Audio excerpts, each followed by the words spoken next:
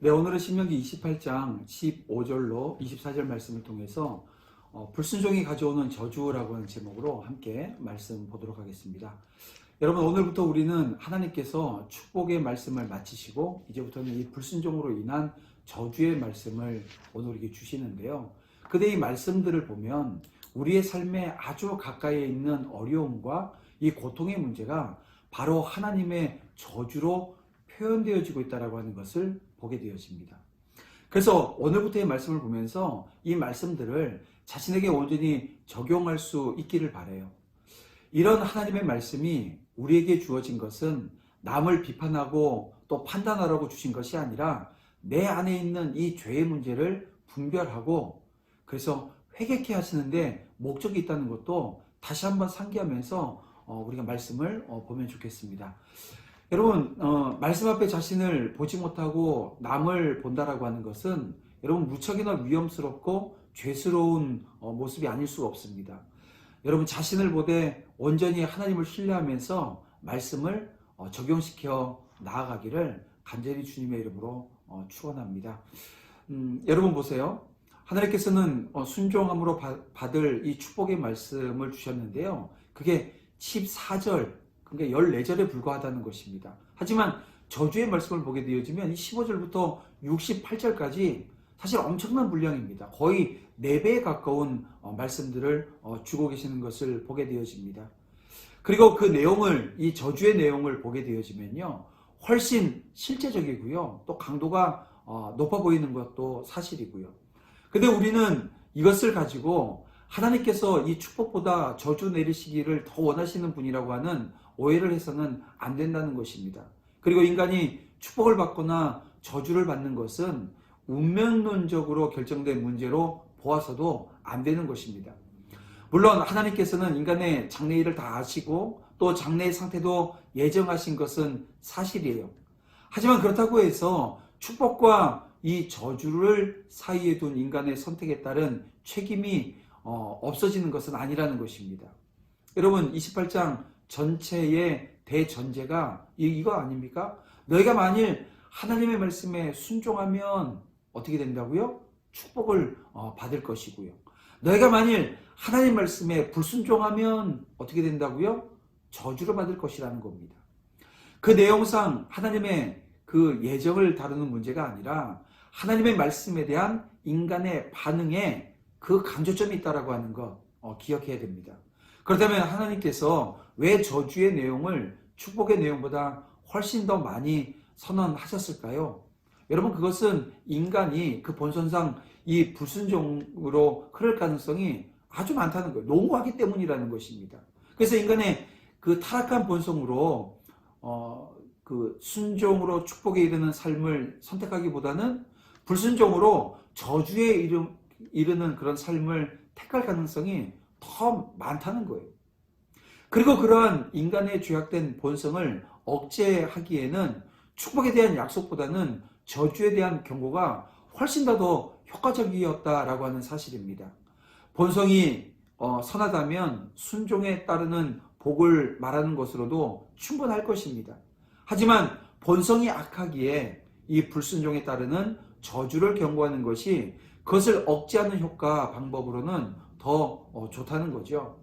여러분 하나님께서 저주의 내용을 훨씬 실제적이고도 강도 높게 그리고 그 분량도 훨씬 많게 하신 것은 바로 인간의 죄성을 억제하시려고 하는 그 목적이 있다라고 하는 것 오늘 우리가 기억해야 될 것 같고요. 또 결국 축복이나 이 저주를 선언하신 하나님의 의도는 동일하다는 것입니다.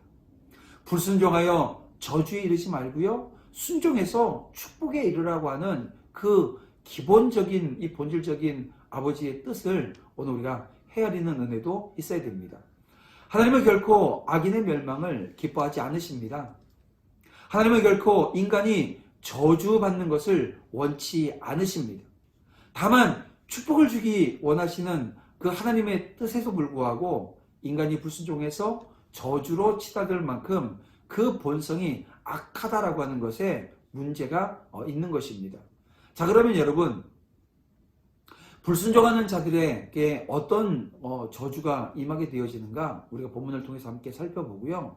오늘 자신의 영적인 상태도 한번 점검해보는 이 아침 시간이 되어지기를 간절히 소망합니다. 여러분, 이스라엘 백성이 불순종할 때 받은 저주는 순종할 때 받는 그 저주와는 정반대입니다. 순종할 때 받는 축복과는 정반대라는 거예요.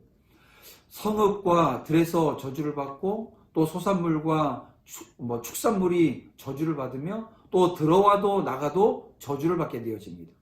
다시 말하면 일상의 모든 삶에 저주를 받는다는 거예요. 하나님이 함께 하시지 않으면 무엇을 하든 여러분 형통함이라고 하는 것이 없는 것입니다. 하나님의 저주는 개인의 삶의 모든 영역에 침투해 완전히 멸망시켜요. 그러나 하나님의 이런 저주를 내리시는 것은 단지 징계를 위한 것이 아닙니다. 하나님은 징계를 통해서 죄를 경계하고 올바른 길로 인도하신다는 거예요. 혹시 삶의 모든 영역에 지금 여러분 어려움이라고 하는 것을 겪고 있지는 않습니까? 만약 그렇다고 한다면 하나님께 불순종한 일이 없는가 우리가 한번 돌아보자고요. 그리고 있으면 회개하고요.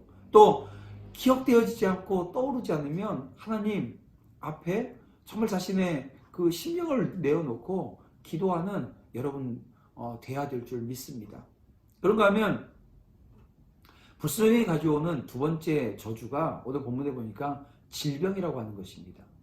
이스라엘이 하나님의 말씀을 버리고 악을 행하면 하나님도 이스라엘을 버려서 그들에게 저주와 두려움과 또 견책과 각종 질병을 내리실 거라는 거예요. 특별히 죽음을 야기하는 치명적인 연병, 폐병, 열병 등에 걸려서 결국 그것으로 인해서 죽게 됩니다. 하나님은 불순종한 자들이 완전히 이 파멸한 때까지 질병과 재앙으로 치실 거라는 거예요. 병에 걸린 그들은 어떤 의술로도 고침을 받을 수 없을 거라는 것입니다. 불순종하는 자들은 이 같은 하나님의 저주를 결코 피할 수 없습니다. 여러분, 우리는 불순종의 이 저주를 두려워해야 합니다. 물론 여러분, 우리가 때로 걸리는 질병이 모두 하나님의 저주로 인한 것이라고 생각해서는 안 됩니다. 우리가 이 육신을 떠나 하나님의 나라에서 영원한 안식을 누리는 이 과정 중에는요, 여러분, 오늘 우리 육신은 노쇠해질 수밖에 없습니다. 그리고 그 질병이라고 하는 것을 경험하지 않을 수도 없어요.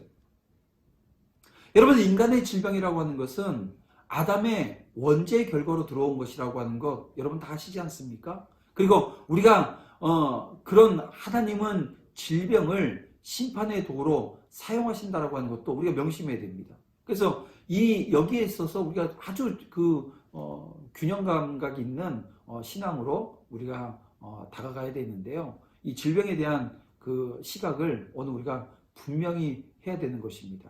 이 질병이 원죄로부터 온 것이고 죄로 말미암아 왔기에 또 죄를 짓게 되어지면 그 자리로 가기도 하지만 여러분, 오늘 우리가 육신의 질병, 이것은 하나님께 가게 되어지는 하나의 과정 중에 하나라고 하는 것도 명심하면서 여러분, 비판하고 남을 정죄하는 그런 시각으로 오늘 본문을 보게 되어지면 안 됩니다. 이건 자기 자신에게 주어진 말씀으로 봐야 된다는 거예요.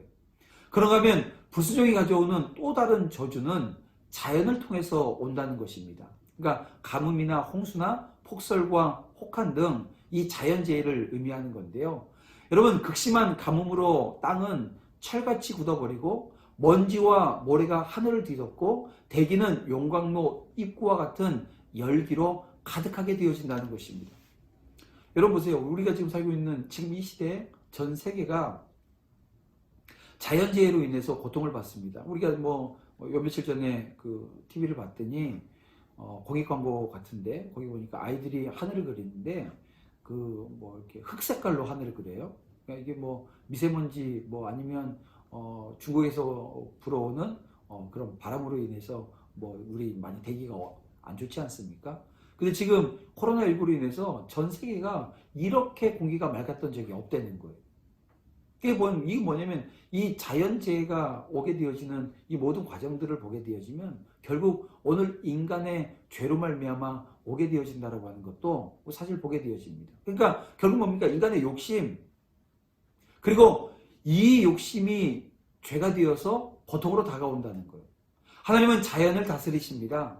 자연을 통해서 그분의 뜻을 나타내시기도 하고 또 심판하기도 하신다는 거예요.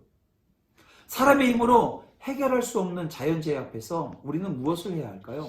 오직 하나 겸손히 무릎을 꿇어야 하고요. 하나님께 긍휼을 구하고 민족과 열방의 죄를 가지고 회개해야 하는 것입니다. 하나님께 저주받는 인생은 여러분 결코 온전한 삶을 살아갈 수가 없습니다. 사람답게 살기 위해서는 어떻게 해야 됩니까? 하나님의 말씀에 순종해야 하는 것입니다.